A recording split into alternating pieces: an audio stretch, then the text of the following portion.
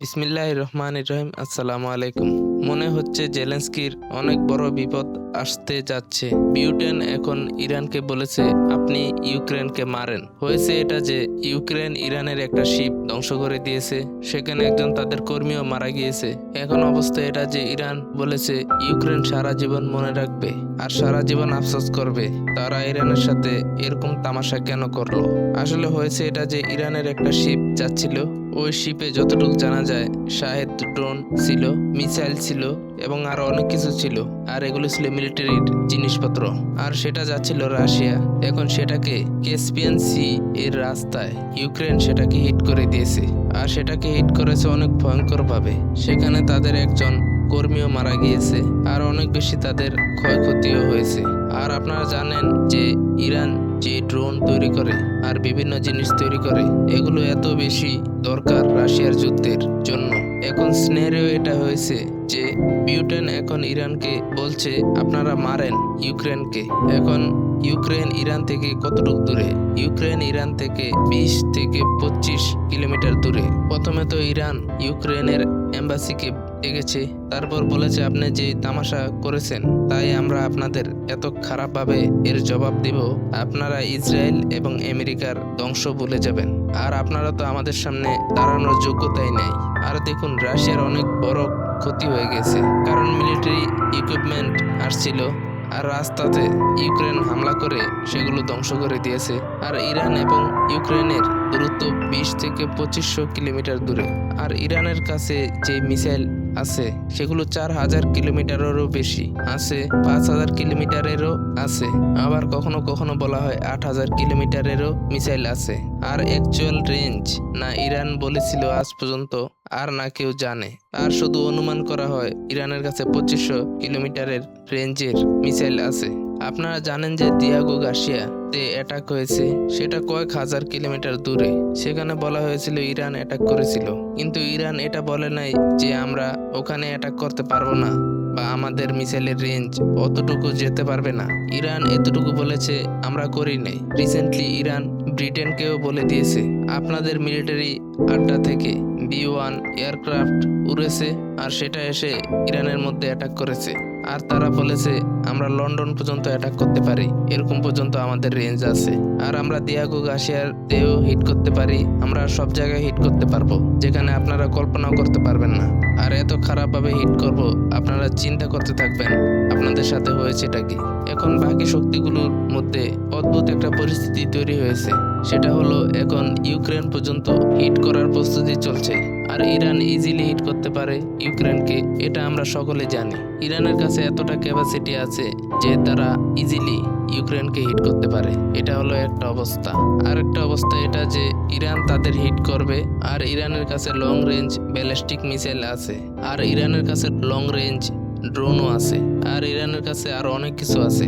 আর যদি কথা আসে রাশিয়াতে মিলিটারি ইকুইপমেন্ট পাঠানো, রাশিয়া থেকে মিলিটারি কার্গো প্লেন আসবে ইরানে, তখন ইরান থেকে জিনিসপত্র দেওয়া হবে, এরপর রাশিয়া ইউক্রেনের উপর অ্যাটাক করে দিবে। ইরান অ্যাটাক করতে পারে, ইরান রাশিয়ার সাথে মিলে ইউক্রেনে অ্যাটাক করতে পারে আর যুদ্ধও করতে পারে। আর ইরান জেলেনস্কিকে বলে দিয়েছে তুমি তো একটা মহড়া মাত্র, তুমি কি করতে পারবে, আর তোমার যোগ্যতা নাই আমাদের সামনে দাঁড়ানো। আপনারা চিন্তা করে দেখেন ওই সময়কার কথা, যে সময় ডোনাল্ড ট্রাম্প ইউক্রেনকে ডেকেছিল হোয়াইট হাউসে, সেখানে ট্রাম্প জেলেনস্কিকে অপমান করে হোয়াইট হাউস থেকে বের করেছে।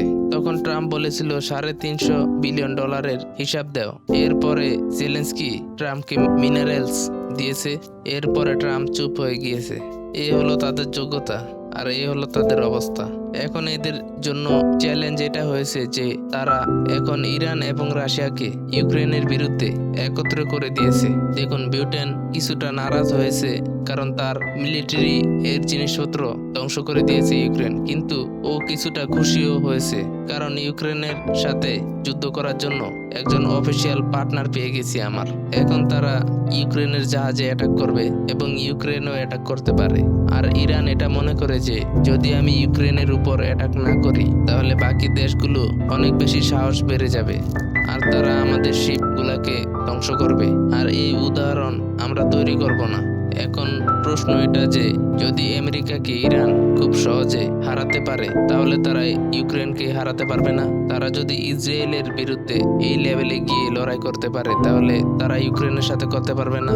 আর দেখা যাক এখন আমেরিকার সাথে আর ইউক্রেনের সাথে কি হয়। আর এখন আমেরিকাকে এই কথা ভালোভাবে বুঝতে পেরেছে যে আমাদের দেওয়া যে ডিফেন্স সিস্টেম সেগুলো ধ্বংস করার জন্য ইরান মিসাইল দিবে, আর রাশিয়া ইউক্রেনে অনেক বেশি বম্বিং করবে। আর ব্রিটেনে একদম ক্লিয়ারলি বলে দিয়েছে খুব শীঘ্রই ইউক্রেনের অনেক বড় অংশ, অনেক বড় এলাকা ইউক্রেনের হাত থেকে চলে যাবে। তো আপনারা চিন্তা করে দেখেন, এখন রাশিয়াকে যত তাড়াতাড়ি সম্ভব ইউক্রেনের এলাকা টেক ওভার করতে হবে, আর রাশিয়ার সাথে আরো অনেক শক্তিগুলা আস্তে আস্তে যুক্ত হতে থাকবে। আর আপনারা একটা জিনিস লক্ষ্য করে দেখেন, এই যে ইরান যুদ্ধে আস্তে আস্তে কতগুলো দেশ অংশগ্রহণ করেছে। এখন যেহেতু ইউক্রেন ইরানের উপর অ্যাটাক করেছে, তাই ইউক্রেন যুদ্ধে ইরান অংশগ্রহণ করে ফেলেছে। ব্রিটেন ইরানে আক্রমণ করার জন্য তাদের জমিন দিয়েছে, তাই ব্রিটেনও কোনো না কোনোভাবে এই অ্যাটাকে সামিল হবে। এরপরে আপনারা যদি দেখেন ইসরায়েল নেতানিয়াহু ও ওইখানে পৌঁছাচ্ছে, আর ও পুরোপুরিভাবে তৈরি আছে। আর বাকি দেশগুলো যেখানে আমেরিকার আড্ডা দেওয়া হয়েছে, সামরিক আড্ডা দেওয়া হয়েছে, তাদের সাথে অলরেডি যুদ্ধ চলমান আছে। আবার এই যুদ্ধে ইয়েমেনও অংশগ্রহণ করেছে, আর লেবানন এবং ইসরায়েলের যুদ্ধ যে কোনো সময় শুরু হতে পারে। আর ইরাক থেকেও মালয়েশিয়া অ্যাটাক করতে পারে। এই যে অবস্থা আপনারা দেখছেন, এগুলো কোনো সহজ জিনিস না, এগুলো হলো অনেক বেশি ভয়ঙ্কর।